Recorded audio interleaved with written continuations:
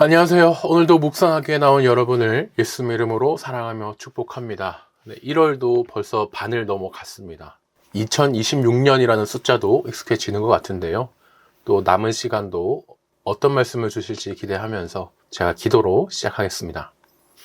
사랑하는 하나님, 오늘 우리가 함께 묵상을 시작합니다. 우리의 힘이 아니라 말씀을 들을 때 성령님이 주시는 힘으로 말씀을 잘 깨달을 수 있도록 도와주시고, 삶으로 살아낼 때도 우리 힘이 아니라 성령님의 힘으로 그 말씀을 살아낼 수 있도록 붙잡아 주세요. 감사하신 예수님 이름으로 기도드렸습니다. 아멘.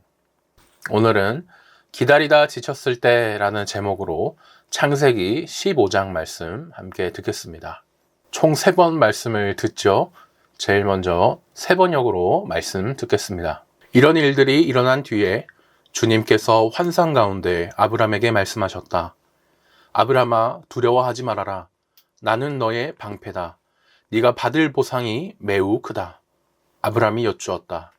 주 나의 하나님, 주님께서는 저에게 무엇을 주시렵니까? 저에게는 자식이 아직 없습니다. 저의 재산을 상속받을 자식이라고는 다마스쿠스 녀석 엘리에셀 뿐입니다. 주님께서 저에게 자식을 주지 않으셨으니 이제 저의 집에 있는 이 종이 저의 상속자가 될 것입니다. 아브라함이 이렇게 말씀드리니 주님께서 그에게 말씀하셨다. 그 아이는 너의 상속자가 아니다. 너의 몸에서 태어날 아들이 너의 상속자가 될 것이다. 주님께서 아브라함을 데리고 바깥으로 나가서 말씀하셨다. 하늘을 쳐다보아라. 네가 셀 수 있거든. 저 별들을 세어보아라. 그리고는 주님께서 아브라함에게 말씀하셨다. 너의 자손이 저 별처럼 많아질 것이다. 아브라함이 주님을 믿으니 주님께서는 아브라함의 그런 믿음을 의로 여기셨다. 하나님이 아브라함에게 말씀하셨다. 나는 주다. 너에게 이 땅을 주어서 너의 소유가 되게 하려고 너를 바빌로니아의 우르에서 이끌어내었다. 아브라함이 여쭈었다.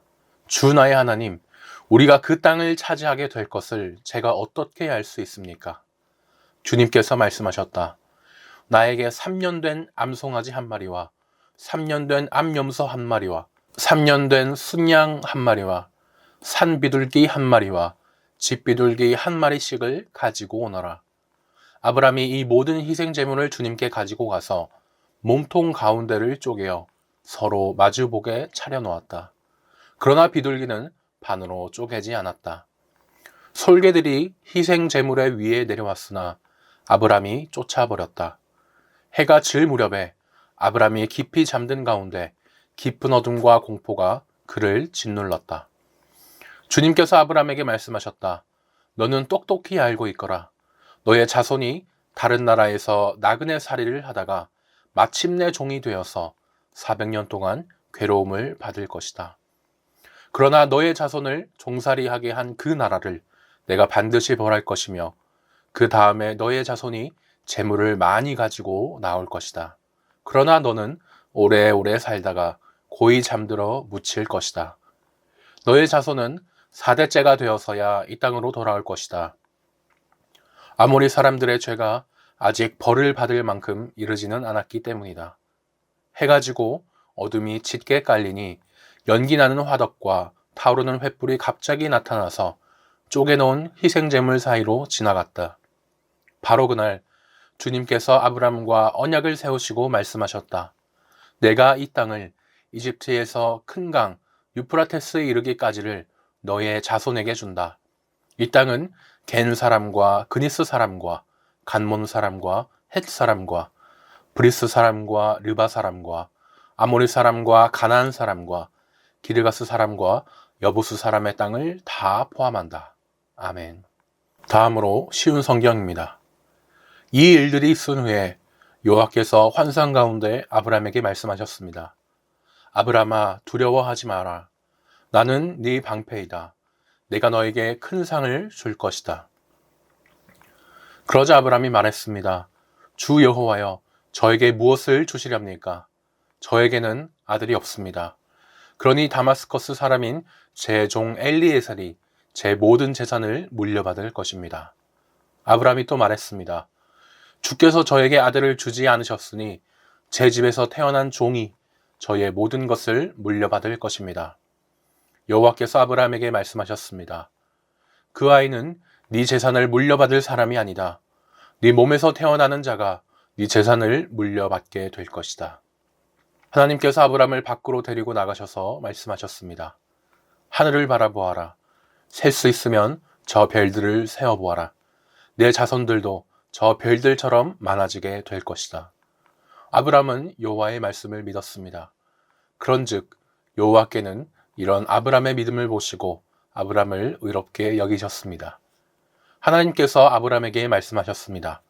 나는 너를 갈대아 우르에서 인도해낸 여호와이다. 내가 너를 이끌어낸 것은 이 땅을 너에게 주기 위해서이다. 아브라함이 말했습니다. 주 여호와여, 제가 이 땅을 얻게 될 것을 어떻게 알 수 있습니까? 여호와께서 아브라함에게 말씀하셨습니다. 나에게 3년 된 암송아지 한 마리와 3년 된 암염소 한 마리와 3년 된 수양 한 마리를 가지고 오너라. 그리고 산비둘기 한 마리와 집비둘기 새끼 한 마리도 가지고 오너라. 아브라함이 그 모든 것을 주께 가지고 왔습니다. 아브라함은 그 동물들을 죽인 다음에 그 몸통을 반으로 갈라 서로 마주보게 해놓았습니다. 하지만 새들은 반으로 쪼개지 않았습니다. 솔개가 죽은 동물들을 먹으려고 내려왔습니다. 아브라함이 새들을 쫓아버렸습니다. 해가 지자 아브라함은 깊은 잠에 빠져들었습니다. 아브라함이 잠든 사이에 어둠이 몰려왔으므로 아브라함은 두려움에 빠지게 되었습니다. 그때 여호와께서 아브라함에게 말씀하셨습니다. 잘 알아두어라.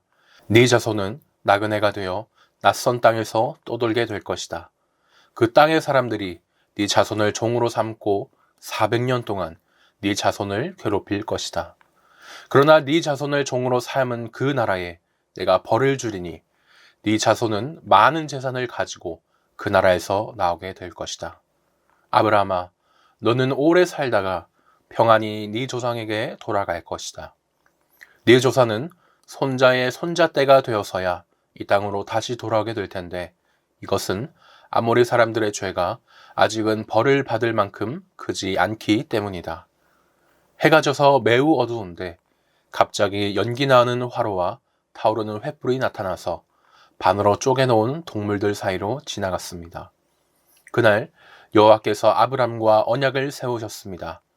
내가 이 땅을 네 자손에게 줄 것이다. 내가 네 자손에게 이집트의 강과 저 큰 강 유프라테스 사이의 땅을 주리니 이 땅은 겐 사람과 그니스 사람과 간몬 사람과 헷 사람과 브리스 사람과 르바 사람과 아모리 사람과 가나안 사람과 길가스 사람과 여부스 사람의 땅이다. 아멘. 마지막 메시지입니다. 이 모든 일이 있은 뒤에 하나님의 말씀이 환상 가운데 아브람에게 임했다.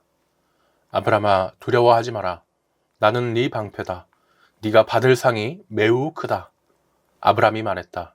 주 하나님, 제게는 자식이 없어 다마스쿠스 사람 엘리에셀이 모든 것을 물려받을 텐데 주께서 주시는 선물이 무슨 소용이 있겠습니까? 아브람이 계속해서 말했다. 보십시오. 주께서 제게 자식을 주지 않으셨으니 이제 제 집의 종이 모든 것을 상속받을 것입니다. 그러자 하나님의 메시지가 임했다. 걱정하지 마라. 그는 네 상속자가 아니다. 네 몸에서 태어날 아들이 네 상속자가 될 것이다. 하나님께서 아브람을 밖으로 데리고 나가셔서 말씀하셨다. 저 하늘을 바라보아라. 저 별들을 세어보아라. 셀 수 있겠느냐? 네 자손을 세어보아라. 아브라함아, 너는 장차 큰 민족을 이룰 것이다. 아브람이 믿었다. 하나님을 믿었다.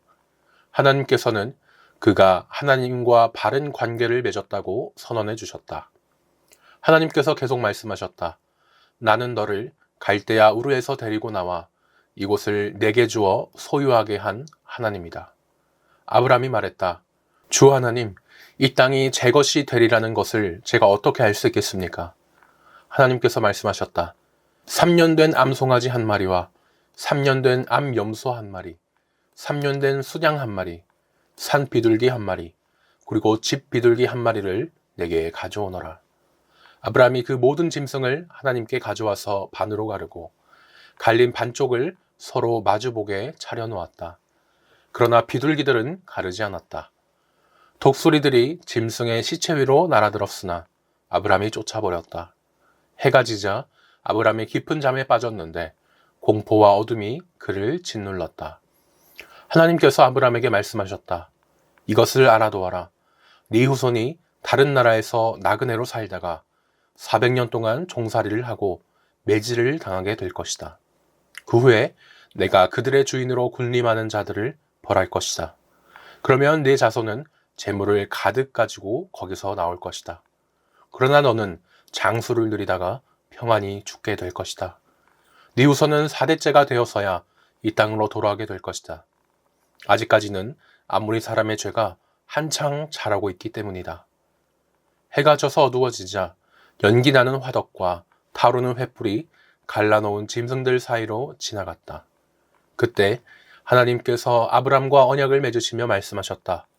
내가 이집트의 나일 강에서부터 아시리아의 유프라테스 강에 이르는 이 땅을 네 자손에게 주겠다. 이 땅은 겐 사람과 그니스 사람과 감몬 사람과 헷 사람과 브리스 사람과 르바 사람과 아모리 사람과 가나안 사람과 기르가스 사람과 여부스 사람의 땅이다. 아멘. 네, 지금까지 저희가 3번 말씀을 들었습니다. 사람 사이의 약속은 참 믿기가 어렵죠. 처음에 지킨다고 했다가 상황이 조금만 변하면 마치 바닷가 모래 위에 쌓은 성처럼 파도가 밀려올 때 쉽게 싹 무너져 버리고 맙니다. 하지만 우리 하나님의 약속은 다르죠. 수천 년의 세월이 흘러도 절대 흔들리지 않는 거대하고 튼튼한 반석과 같습니다. 지금까지 흔들리지 않았고 또 앞으로도 영원히 흔들리지 않을 그 약속이 우리 하나님의 약속이거든요. 하나님은 약속을 반드시 지키시고 이루시는 분이라는 그 증거가 오늘 말씀이죠. 세상 사람들은요, 지나가듯이 잘 될 거야, 막연하게 언젠간 풀릴 거야 이렇게 얘기합니다. 하지만 오늘 말씀은 그것과 다르죠. 막 그렇게 낙관하는 것이 아니라 반드시 이루어질 거라는 확실한 근거를 가지고 이야기합니다. 그것이 뭐냐? 바로 하나님이시죠. 하나님은요, 어떤 상황에서도 하나님 자신의 이름을 걸고 약속을 지켜주십니다. 믿을 수 있는 분이기 때문에 저희가 신실하다, 또 순우리말로 미쁘다라고도 하죠. 오늘 본문을 통해 그 신실하신, 미쁘신 하나님을 만나길 소망합니다. 큰 1번입니다. 1절에서 6절을 보니 하나님이 아브람의 불평을 바꾸십니다. 아브람이 솔직하게 털어놓은 불평은 무엇입니까? 3절을 보니 하나님이 자녀를 주지 않으셨기에 집에서 기른 종을 자신의 상속자로 삼겠다고 불평했습니다. 아브람이 한 말의 뜻을요, 원어의 느낌을 더 살리자면, 하나님이 저에게 자녀 안 주셨으니까 저는 종이나 후계자로 삼을게요. 자칫 무리하게도 보이지만 정말 그 섭섭함이 느껴지는 말이죠. 아브람이 어쩌다가 이렇게까지 하나님께 말했을까 싶은데요. 아브람도 나름의 상황이 있었습니다. 오늘 15장 전에 14장 말씀에서 일어난 일이 있었죠. 아브람이 조카 롯을 구하기 위해서 전쟁을 이뤘습니다. 하나님이 도와주셔가지고 전쟁은 크게 이겼지만 이 사람된 마음으로 이 보복을 당하진 않을까 엄청 두려웠거든요. 그래서 큰 승리를 거뒀다 해도 불안한 겁니다. 정작 나는 자식이 없다라는 이런 허무감도 크게 느꼈어요. 이런 아브람에게 이제 하나님이 두려워하지 말라고 나타나서 말씀해 주시죠. 나는 네 방패고 지극히 큰 상급이야, 이렇게 위로해 주셨습니다. 그런데 아브라함은요, 이 말이 안 들어오죠. 하나님, 상급이 무슨 소용입니까? 저에게 자식이 없는데요. 이렇게 이제 대꾸를 한 것입니다. 무례하기보다는 너무 답답한 마음에 그 상황을 보면 정말 하나님 앞에 솔직하게 털어놓고 푸념한 것이라고 볼 수 있겠죠. 당시 고대 중동 문화에서는요, 자식이 없을 경우에 집에서 이제 아들과 같이 충성스럽게 자신을 따랐던 그 종을 양자로 입양을 합니다. 그래서 그 종에게 재산을 법적으로 이렇게 물려줄 수가 있었어요.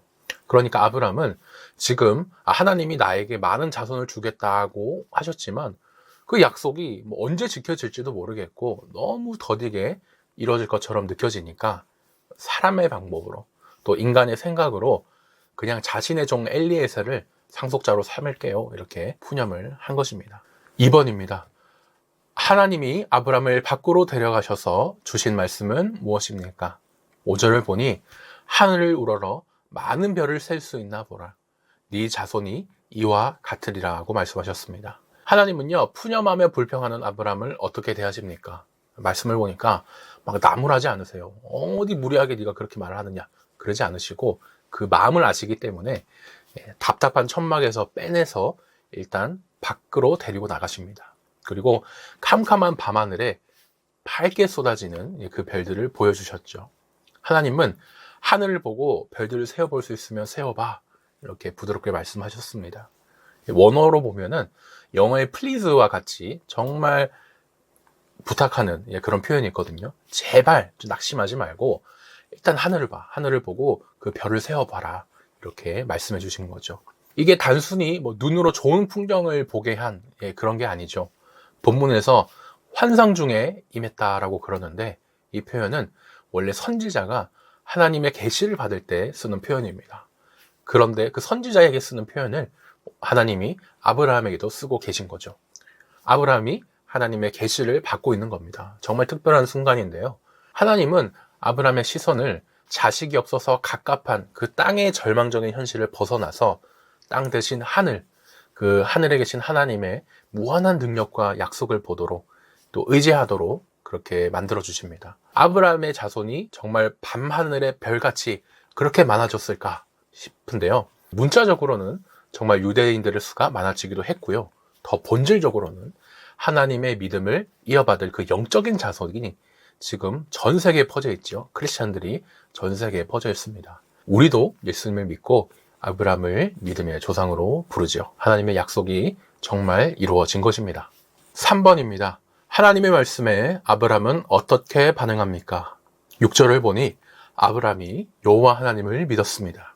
이 장면이 정말 놀랍죠. 방금 전까지만 해도 아브라함이 하나님이 아직도 저에게 자녀를 안 주셔가지고 막 푸념하며 섭섭해하지 않았습니까? 그런데 이 하나님 말씀을 듣고 별을 본 순간 아브라함의 마음이 확 바뀌어버린 거예요. 여기서 믿었다라는 말은 히브리어로 아만이라고 합니다. 우리가 기도 끝에 하는 아멘과 같은 데서 나온 말입니다. 즉 아브라함은요, 하나님이 해주신 약속에 대해서 하나님 아멘입니다, 그대로 될 줄 믿습니다 하고 동의를 한 거예요. 아브라함의 현실은요, 여전히 자식이 없고 또 늙은 몸이었습니다. 하지만 그 눈에 보이는 현실보다 아브라함은 약속해 주신 하나님을 더 신뢰하기로 마음먹은 겁니다. 그렇게 하나님은요, 아브라함의 이 믿음을 보시고 의롭다라고 이렇게 불러주세요. 믿음만을 보고 의롭다고 불러주신 겁니다. 어디서 많이 들은 내용이죠. 이 복음을 저희가 창세기에서도 미리 만나볼 수 있습니다. 아브라함이 왜 의롭습니까? 착하게 살아서 좋은 일을 많이 해서가 아니죠. 하나님을 신뢰한 그것만으로 하나님은 아브라함을 의롭다고 불러주셨습니다. 우리는 더 풍성하게 복음을 누리죠. 오직 예수 그리스도를 믿는 믿음으로 의롭다 칭함을 받습니다. 나눔 1번입니다. 하나님은 텅 빈 장막에 자식 없이 한숨 쉬던 아브라함을 밖으로 이끕니다. 그리고 밤하늘을 보여주셨죠. 그 순간 아브라함의 불평이 경이로움으로 또 의심은 믿음으로 바뀌었습니다. 전에 답답한 현실 때문에 불평과 의심이 든 적 있으셨습니까? 그때 하나님에 대한 불평과 의심이 어떻게 하나님을 향한 놀라움과 믿음으로 바뀌었는지 생각해 보면 좋겠습니다. 큰 2번입니다. 7절에서 21절까지를 보니 하나님이 아브라함에 대한 약속을 확증하십니다. 하나님이 아브라함을 갈대우르에서 이끌어내신 목적은 무엇입니까? 7절을 보니 가나안 땅을 아브라함에 주어 소유를 삼게 하려고 이끌어내셨습니다. 하나님은요, 아브라함에게 하나님이 어떤 분인지 다시 한번 명확히 알려주십니다. 너를 우상 숭배의 도시 그 갈대아우르에서 끄집어낸 게 바로 나야 라고 기억하게 해주시죠. 아브라함은 제가 자식이 없는데 그 상급이 무슨 소용입니까? 계속 이 자녀 문제에만 매달려 있었는데 하나님은 이제 그것보다 더 이후에 더 넓은 약속을 보여주십니다. 자녀, 여기에만 딱 갇힌 것이 아니고요. 그 시야를 초월해서 땅에 대한 약속까지 꺼내주시는 겁니다. 내가 과거에 너를 인도해 냈는데 앞으로의 땅도 내가 당연히 너에게 책임지고 주겠다. 이렇게 말씀하시는 거죠. 이제 아브라함은요, 자녀뿐만 아니라 땅까지 약속을 받았습니다. 하나님을 더 믿고 의지해야 할 이유가 아브라함에게 생긴 것이죠. 2번입니다. 하나님이 약속을 확증하기 위하여 아브라함에게 명령하신 것은 무엇입니까? 9절에서 10절을 보니 3년 된 암소와 수양, 산 비둘기와 집 비둘기 새끼를 반으로 쪼개고 그 쪼갠 것을 마주 대하여 놓도록 그렇게 하셨습니다. 이게 갑자기 짐승을 반으로 쪼개서 이렇게 마주보게 하라. 좀 끔찍하고 이상합니다. 현대에 우리가 보기에는 잔인하다 이 생각도 들면서 왜 굳이 쪼개라고 하시지? 이 생각까지 들죠. 하지만 고대 중동에서요, 사람들이 서로 계약을 맺을 때 하던 진지한 의식이 이랬습니다. 학생들이 약속을 할 때 이 새끼의 손가락을 막 걸면서 약속하지 않습니까? 그것보다도 훨씬 진지한 행위죠. 창세기 때는 아직 레위기의 제사법이 생기기 훨씬 이전이기 때문에 하나님이 당시에 약속 맺을 때 했던 관습을 따라서 아브람과 약속을 맺어주신 겁니다. 언약이라는 말을 원어로 보면요, 자르다, 쪼개다 라는 말을 가지고 있습니다. 이것도 다 고대 당시에 계약할 때 자르던 또 쪼개던 이 관습과 관련이 있는 거죠. 계약 당사자들이 쪼갠 그 고기 사이 중간으로 지나가면서 만약에 내가 이 약속을 어기면 이 짐승처럼 쪼개져 주어도 좋습니다 라고 이 생명을 걸고 서로 맹세를 하는 겁니다. 하나님은요, 아브라함을 위해 당시 아브라함이 가장 잘 와닿고 이해하는 그 방식으로 아브라함과 약속을 맺어주신 거예요. 아브라함은 이 방법으로 얼마나 하나님의 약속이 확실한지를 알게 됐습니다. 하나님이 진지하게 맹세해 주셨구나. 반드시 지켜주실 거야. 이 안심할 수 있는 방법으로 아브라함 수준으로 스스로를 낮춰서 하나님이 약속해 주신 겁니다. 3번입니다.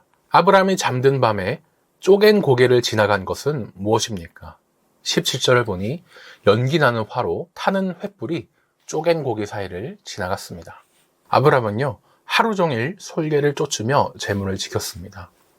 하나님과 맺는 약속 속에도 많은 방해가 있었는데 그 방해를 아브라함이 물리쳐낸 것이죠. 그렇게 해질 무렵이 되고 아브라함이 지쳐가지고 깊은 잠과 두려움에 빠집니다. 이 깊은 잠은 하나님이 큰 일을 하시는 이 상황 속에서도 사람은 참 연약하고 한계가 있구나, 아무것도 할 수 있는 게 없구나, 그것을 느끼게 해줍니다. 아브라함이 그렇게 잠들어서 꼼짝 못할 때 하나님이 어둠 속에서 나타나시죠. 타오르는 횃불로 나타나셔가지고 쪼개놓은 고기 사이로 홀로 이렇게 지나가십니다. 방금 전에 드렸던 설명 기억하시죠? 쪼개놓은 고기 사이로 지나가는 것은 당시에 계약을 하는 행동이었습니다. 근데 원래 계약할 때 어떻게 하죠? 당사자 둘이 같이 해야 됩니다. 그런데 지금 하나님 혼자 그 쪼갠 고기 사이를 지나가셨죠. 우리 둘 중 하나라도 배신하면 이렇게 되는 것이다 라고 보여주기 위해 쪼개놓은 고기 사이를 지나가는 건데 하나님 혼자 지나가셨다. 이건 무슨 말입니까? 하나님께서 아브라함아, 이 약속은 내가 지킨다. 네가 약속을 어겨도 그 벌은 내가 대신 받을 거야 라는 하나님의 놀라운 사랑의 선언입니다. 하나님이 하신 약속은요, 아브라함에게도 지켜졌지만 나중엔 또 어떻게 됩니까? 예수님을 통해서 우리에게까지, 우리의 죄를 대신해 십자가에 돌아가신 그 예수님을 통해 또 그 사랑이 이루어집니다. 우리 모두는요, 죄인으로서 하나님과의 약속을 셀 수 없이 이깁니다. 원래라면 우리가 그 쪼개진 고기처럼 쪼개져야 하죠. 죄의 삭스로 사망해야 할 운명이었습니다. 하지만 하나님은 그 내가 받아야 할 죄값을 스스로 대신 받아주셨죠. 예수님께서 십자가 대신 살을 찢기셨고 제물로 드려지시면서 그 사망의 저주를 홀로 감당하셨습니다. 복음이 신약에 가서야 이제 등장할 것 같지만 이미 창세기부터 하나님은 우리를 사랑하셨고 또 구원하실 계획을 미리 맛보게 해주신 것이 참 놀랍습니다. 나눔 3번입니다. 고대 사람들은 계약을 체결할 때 쪼갠 짐승 사이를 함께 걸었죠. 둘 중 누구든 계약을 어기면 이 짐승처럼 쪼개질 것을 맹세하는 의식이었습니다. 하지만 하나님은 아브라함과 언약을 맺으실 때 홀로 이 짐승 사이를 지나가셨습니다. 언약의 모든 책임을 하나님이 혼자 지시겠다는 뜻이었는데요. 우리가 자격이 없는데도 하나님께서 일방적으로 맺어주신 그 약속 덕분에 저희가 많은 것을 누리고 있습니다. 구원, 평안, 인도해 주신 그 많은 복이 있는데요. 어떤 복이 또 있을까 생각해 보시면 좋겠습니다. 마지막 기도 제목입니다. 우리 삶에 있어서는 내 안에 의심과 불안이 커질 때 하나님이 주신 약속을 믿게 해달라고 기도하여 주시고, 우리 교회에 있어서는 내가 해냈다라는 그 자랑보다 하나님이 해주셨다라는 그 고백과 찬양을 하게 해달라고 기도해 주시면 좋겠습니다. 오늘 묵상은 여기까지입니다. 당장 이루어지는 우리의 욕심과 달리 우리를 향한 더 크고 넓은 하나님의 그 계획을 믿으면서 2026년 새해도 이번 주도 잘 보내시고, 저희는 우리 주님 부활하신 기쁜 주일날 뵙겠습니다.